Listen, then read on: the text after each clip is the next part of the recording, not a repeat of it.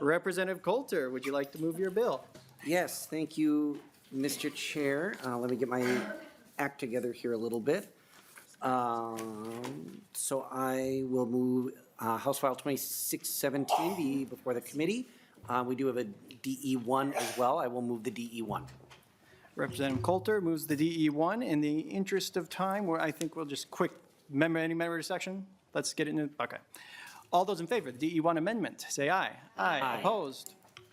The motion prevails. The amendment is adopted. The bill is in the shape the author would wish it. I have a question for the author. Why was this bill so late to the agenda? I mean, this is unacceptable. All right, go ahead with your presentation, sir. Thank you, Mr. Chair. Members, I am excited.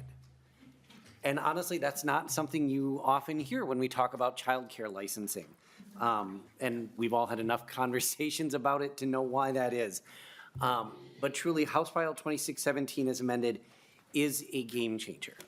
It offers us the chance to chart a new path forward on childcare licensing that treats providers like the educators that they are, that we all know they are, while balancing important health and safety regulations. I want to begin, first of all, by thanking my co-authors, Representative Nadeau and Chair Katiza-Wattoon. And really, I want to invite all of you to join us on this effort. There is room for everybody on this committee to sign on as a co-author.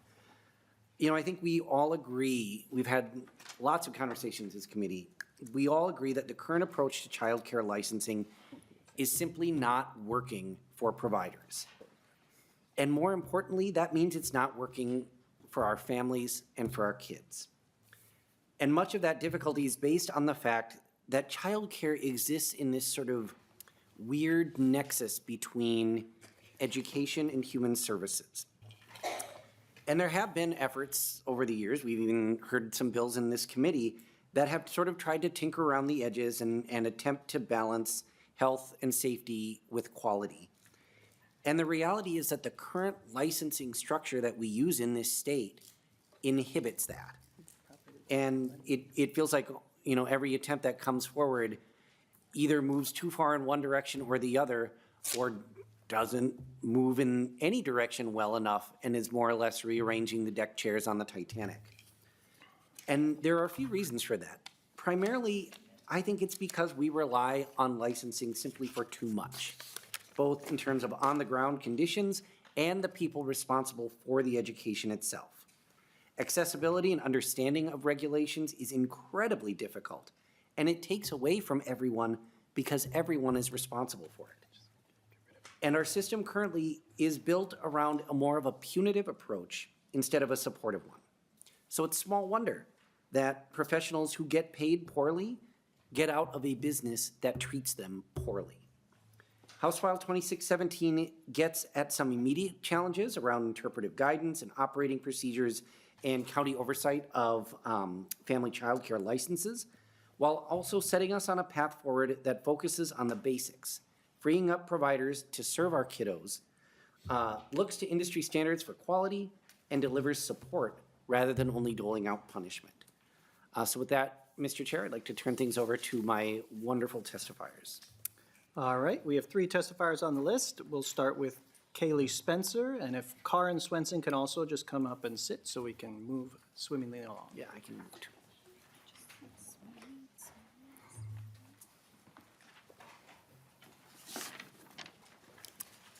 Thank you for joining us. Please introduce yourself for the record and begin your testimony. Good afternoon, Chair West and members of the committee.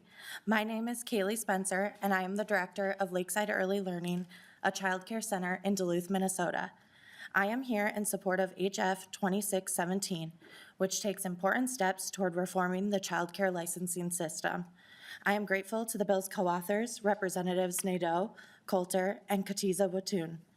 While regulations are essential to ensuring health and safety, the current system often penalizes providers for minor technical mistakes that have no bearing on child safety or well-being.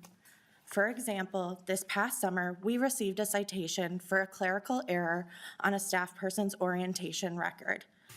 The staff member had completed all necessary training prior to caring for children, but due to missing the date of the training and a signature on the form, it resulted in a citation. During an earlier visit, a teacher was required to remove their entire play kitchen due to a missing knob.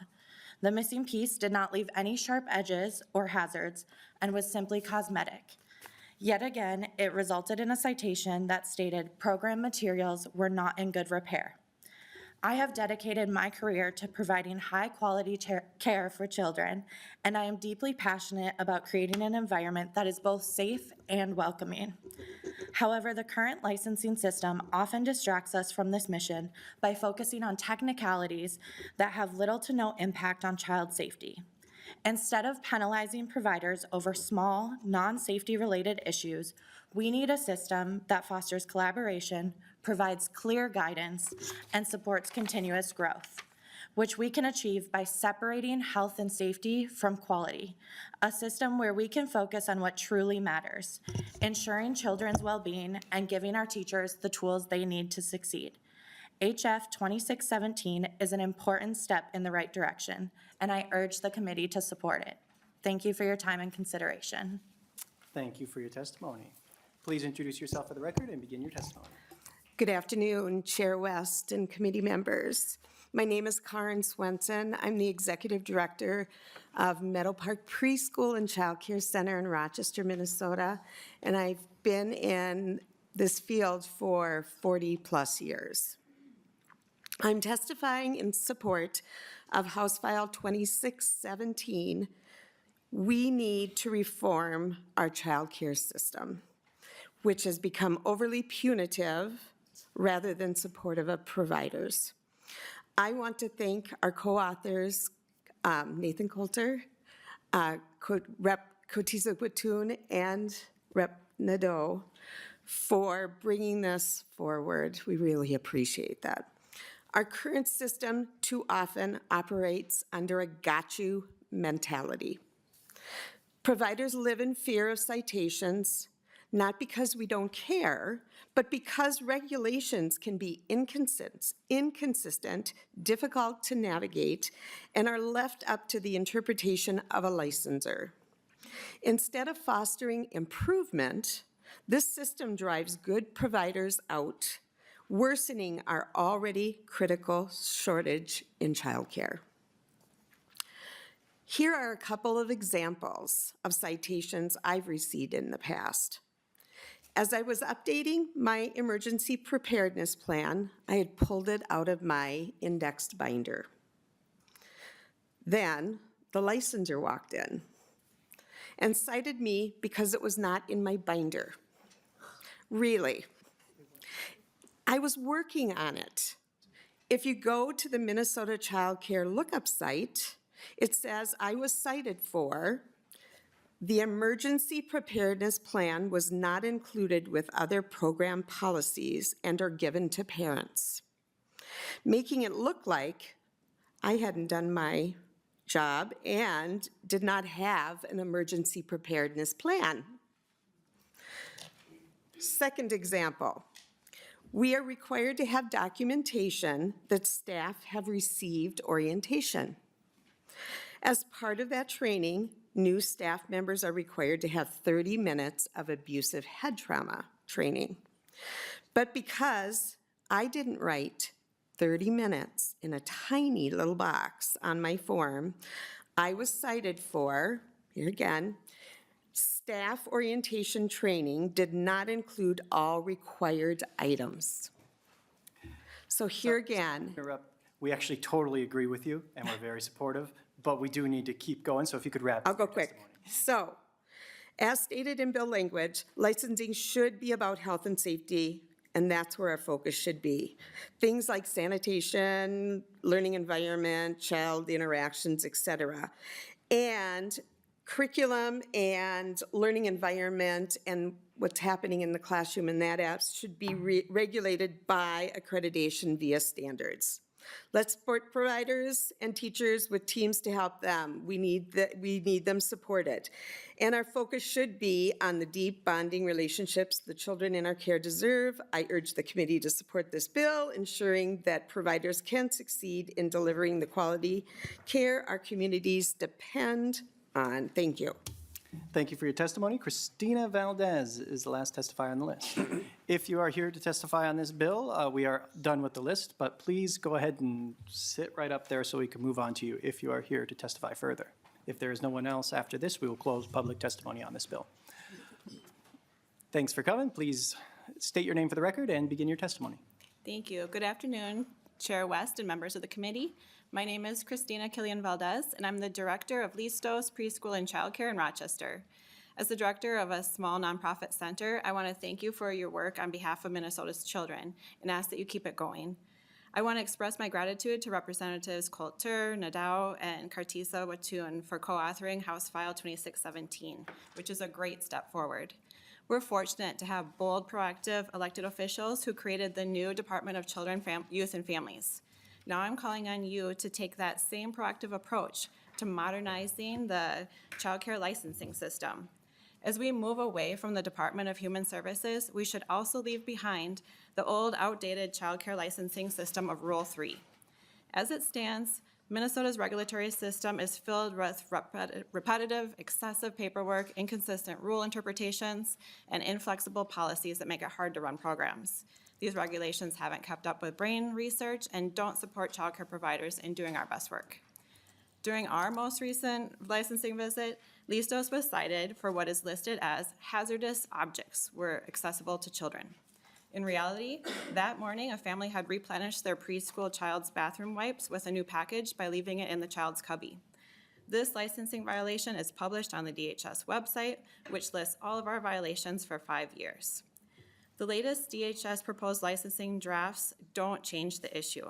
Those are Band-Aids that create more confusion and work for licensors and childcare programs.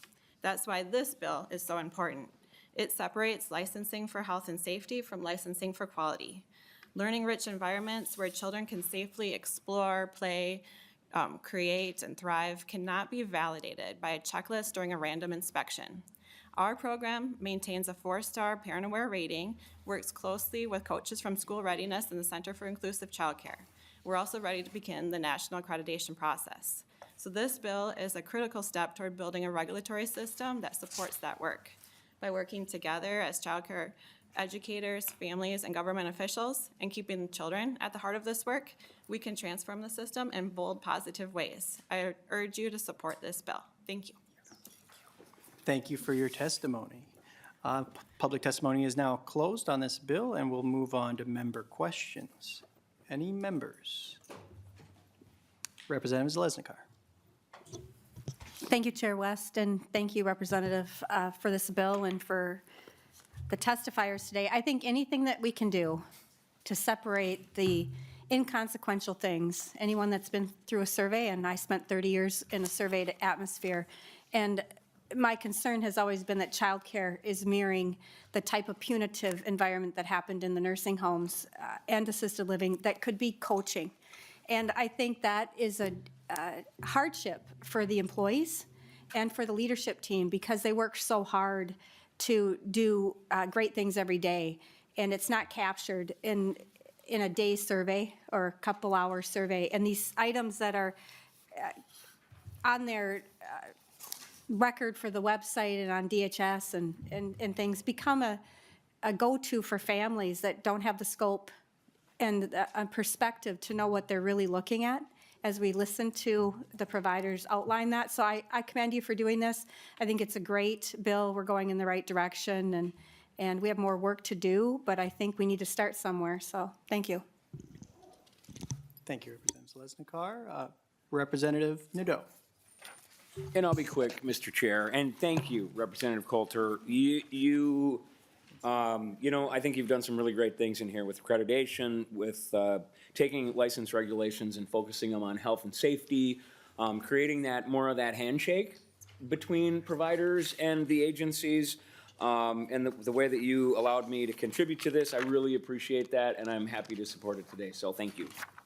Yeah, Representative Coulter, I will say, this is an incredible bill that shows you really put the effort in to engage Representative Nadeau and other members and the groups. It is a beautiful collection of support you'll find within your packets that may surprise you.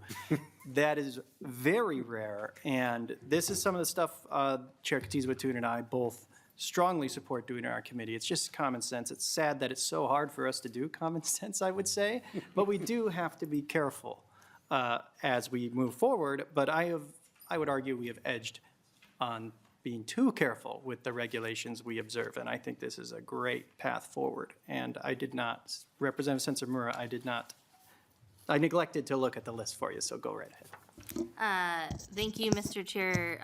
Thank you, Representative Coulter, for bringing this bill. I'm wondering if you can just talk to me about what the difference is between accreditation and licensing and kind of how that would work. Thank you. Representative Coulter. Yeah, thank you, Mr. Chair, and thank you, Representative Sensa-Mura. So I do have a phone a friend here if you're looking for more sort of technical description. Now I'm looking for the language in the bill to make sure I'm not talking out of turn here. But in essence, the concept would be that the standards for like program rigor and I'm not finding the word right now, but it would be something that would be set forward by national organizations rather than something that's put into state law and state rules. But I think Ms. Moss can say that better than I can. Ms. Moss. Thank you, Chair West. Erica Moss from Think Small and Representative Sensa-Mura.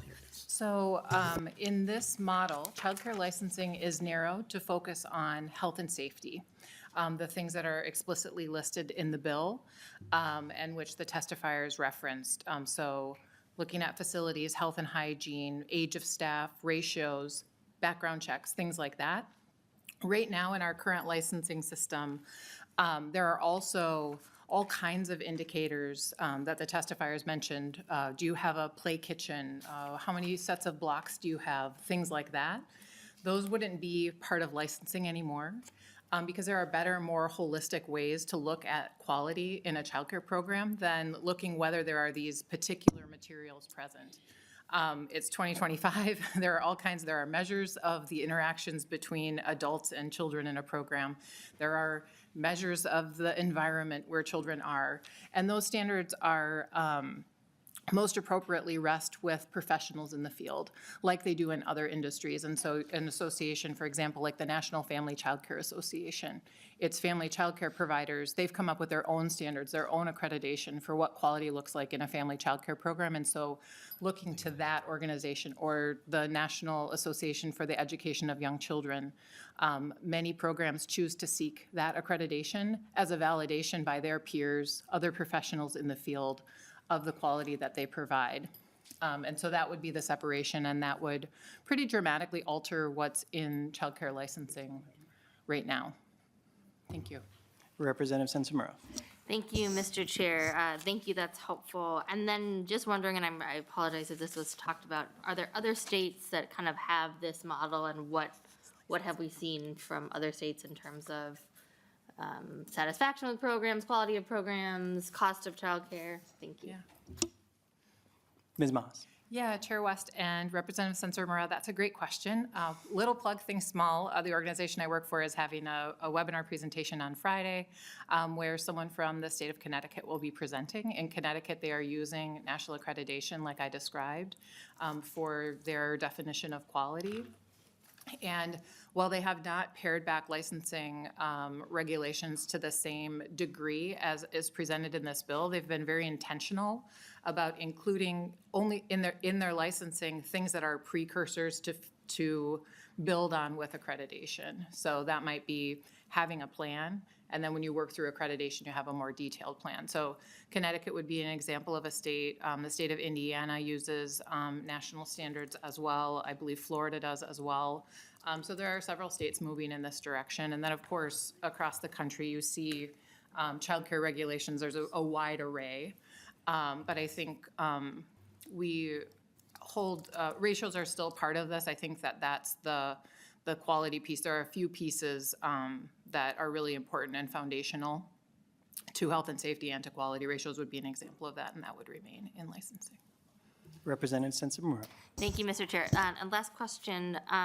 So I know that we've talked a little bit about a kind of a process that the department was doing around revised licensing standards. How would this bill kind of interact with that process? Thank you. Representative Coulter. Yeah, thank you. And just briefly, Representative Sensenbrenner, to your previous question, I think another way to sort of think about it is, we don't license colleges and universities, for example, in the state of Minnesota. We rely on national higher education accreditation, so it'd be something similar to that. To answer this question, I view this as more of a bridge to sort of, a bridge that, oh boy, tortured metaphor alert here. It's a bridge that turns the road. Transportation was in here before, it's fine. So I see it as a connection to sort of that next step in the regulation modernization process, but one I think that will hopefully steer it in a direction that is gonna work better for everybody involved. Ms. Moss. Mr. Chair, if I may, Representative Sensenbrenner, I think another way of thinking about it is this bill is providing a scope to the modernization project that hadn't been previously provided. And so, that project started and they just continued with the kind of scope that licensing has now. This bill sort of defines that scope, narrows that scope somewhat, but in keeping with the direction that the project is going. And I think that there are aspects that could also be used, differential monitoring, weighted risk, all of those things would still apply. It's just about what are the regulations going to be? What is the scope of the regulations? Representative Sensenbrenner. Thank you, Mr. Chair. I would just say we've heard a lot of feedback from providers that, that draft version was not the right direction. So anything that steers and bridges and changes the road, I'm for. Thank you. Yes, this bill is very good about finally getting us in that direction, which is where I think we all want to be, where licensors are focusing on what they truly understand, and the experts who actually work in the industry are focused on the quality of and we just set the standards, the base level standards of that. I do have a question, though. The Section 4, the background study liaison. So one thing I've heard from providers is we get no information from background studies outside of qualified, unqualified. What exactly are the roles envisioned for this particular position? Like, what tangible value do they offer providers? Ms. Moss. Mr. Chair and members of the committee, I might have to phone a friend to the phone a friend. But my understanding is that a lot of times providers are waiting for the result of a background study, and there's a little bit of a black box where they don't know where that is in the process, and they're trying not to lose a candidate that they want to hire because the background study is incomplete. And so they need better visibility, and this would give them that visibility. State your name for the record. Courtney Greiner. Thank you, Chair West. Yes, I am a provider. I own a center in Esco, Minnesota. I also work with providers across the state. And background checks are incredibly complicated. And so providers really struggle with out of state, or where is this in the process? What is holding this back? And we don't always have opportunity to reach somebody. And so this would create that direct connection to background checks. It doesn't take away the waiting or the, unfortunately, but it does at least give us an idea of where we are in line and where we are in that hopper of what needs to be done, what's next, to move that along to get those people into the classrooms as soon as we can. Yeah, thank you. Okay, that is really thank helpful, you. because I was wondering what that exactly does. I was also stunned to see, the first thing when I was reading this bill the other day was, we don't have standard operating procedure for licensing visits? It's like, well, what have we been doing this whole time? That was relatively shocking, and this is great that we're moving in the direction of standardization so people know what to expect. Also, I'm sure it makes it more efficient for the inspectors. Thank you for bringing this bill. Representative Coulter, would you like to close out? Yes, please. Thank you. Thank you, Mr. Chair, and thank you to all the testifiers and to committee members.